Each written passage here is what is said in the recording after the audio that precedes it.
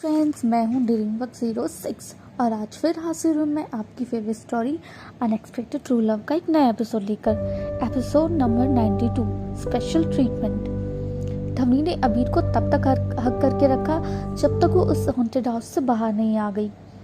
अबीर को लगा कि अगर आगे भी धवनी ऐसे ही रिएक्ट करती है तो उसे यहाँ फिर से आना चाहिए ताकि वो फिर से धवनी को हग और किस कर सके। फाइनली वो सब बाहर आ गए। अरमान और अबीर तो बिल्कुल नॉर्मल थे, पर अब धवनी की हालत काफ़ी खस्ता हो रही थी।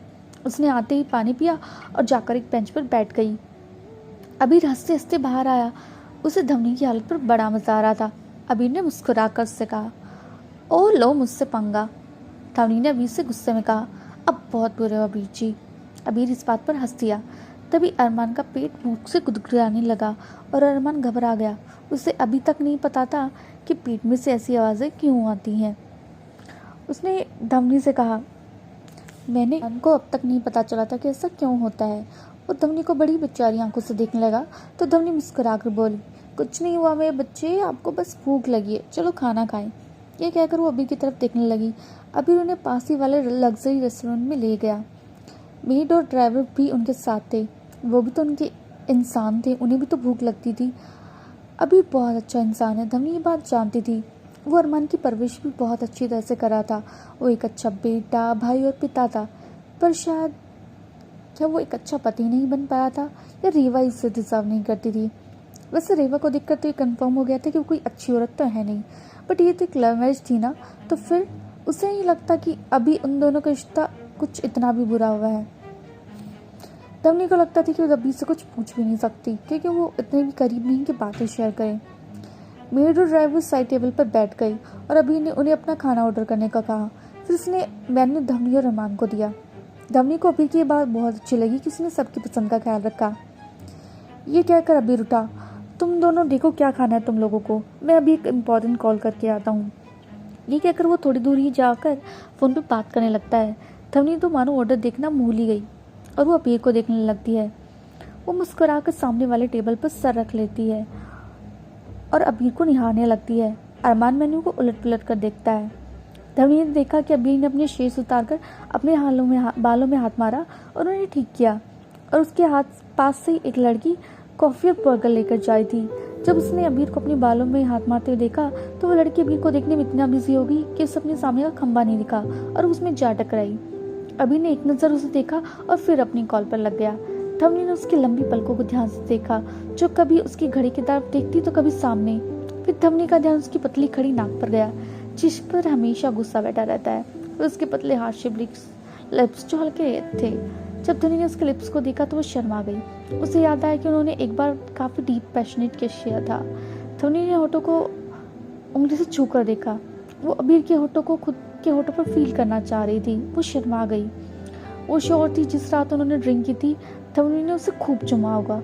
वो ऐसा कि था ही ऐसा कि वो उसे खुद को दूर नहीं रख सकती थी। रेवा भी जरूर रिग्रेट करती होगी कि अभी उसे अबीर जैसा आदमी कभी दोबारा नहीं मिलेगा। धवनी ने सोचा। अबी ने कॉल कट किया और वो उनकी तरफ आया, बोला, ऑर्डर दे दिया तुम लोगों ने? अरमान कंफ्यूज होकर धवनी को देख रहा था और धवनी एकटक अबीर को देखकर मुस्कुरा रही थी। अबीर ने भी कंफ्यूज होकर धवनी को देखा और उसकी आंखें आके आगे चुटकी बजाने लगा और धवनी से बोला, धवनी। तब कहीं जाकर धवनी होश में आई और बोली, क्या हुआ अबीर जी? अबीर बोला, तुम बताओ क्या हुआ? अबीर ने उसे देखकर पूछा। धवनी बोली, कुछ भी तो नहीं। धवनी ने एक्वर्डली मुस्कुराकर अपने बाल चेहरे से पीछे हटा लिए।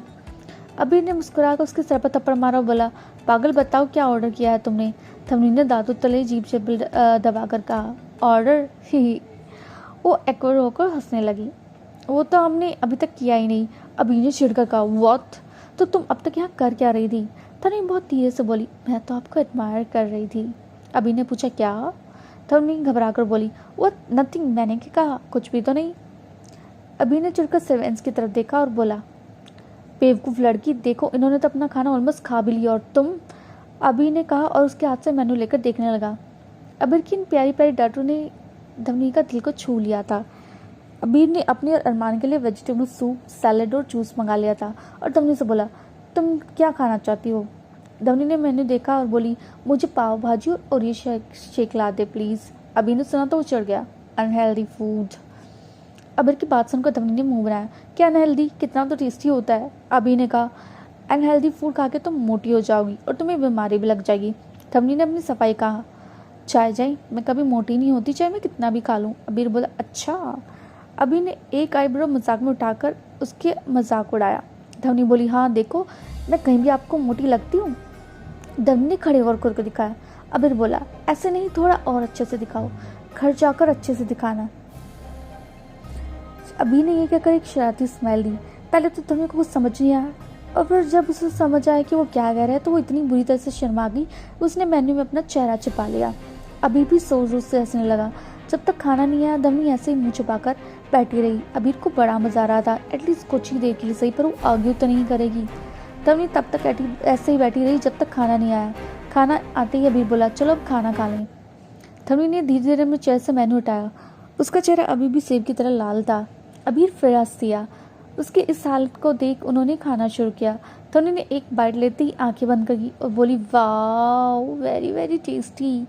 अरमान भी उससे खाने में इंटरेस्टेड था। उसने अपने मुंह को खोलकर धवनी की तरफ इशारा किया। धवनी ने बोला, नहीं बेबी, ये बहुत तीखा है। ये बात सुनकर अरमान मान गया। अबी ने चिड़ी से आवाज में कहा, तुम इसे अपने जैसा पागल मत बना देना। और ये क्या है, पाव भाजी, क्या चीज़ है ये?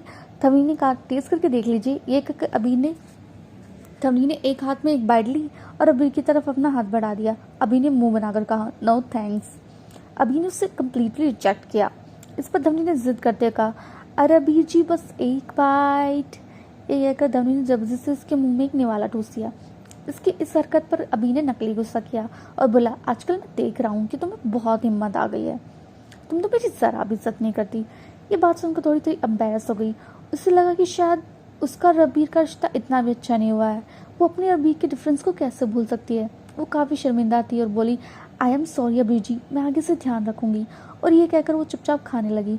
अबीर उसकी शक्ल देखकर हल्का सा मुस्कुरा दिया और जो बाइट अब धवनी अपने मुंह की तरफ ले जाने वाली थी, अबीर ने उसका हाथ पकड़ा और अपने मुंह में डाल लिया और हंसकर बोला, नॉट बैड, नॉट बैड। धवनी हैरान रह गई और उसे आंखें फाड़ कर देखने लगी। अबीर ने सूप पीते हुए हंसकर पूछा, व्हाट? फिर खुद ही बोला, सारी दुनिया मुझे इज्जत से ट्रीट करती है, तो इस चीज़ की मुझे ज़्यादा कदर नहीं है। एक तुम ही हो जो मुझे सबसे अलग ट्रीट करती हो, मुझे इंसान की तरह फील कराती हो, और ये चीज़ें मेरे लिए बहुत स्पेशल हैं, समझी स्टूपिड। ये कहकर अबीर ने उंगली से हल्के से धवनी के नाक पे टैप किया। धवनी तो एपला कबीर को निहारे जा रही थी, वो जो अपने होश में आई और धवनी खाना खाने लगी। धवनी को अबीर की ये बात बहुत अच्छी लगी थी। वो तीनों सच में आज बहुत खुश थे। वही दूर टेबल पर अपने मैनेजर के साथ बैठी रेवा, जिसके सामने अबीर और अरमान थे, और धवनी उसकी तरफ पीट करके बैठी हुई थी, उसकी आंखों में बहुत खटक रहे थे। उसने जोर से अपने हाथ में फोक लिया और बोली, तुझे तो जाना ही होगा लड़की। कहाँ लेकर जाएगी अबीर और धवनी की बढ़ती नज़दीकियाँ? क्या आएगी प्यार की बहार या लग जाएगी रेवा की बुरी नज़र? जानने के लिए बने रहिए मेरे साथ। Thanks for your love and support.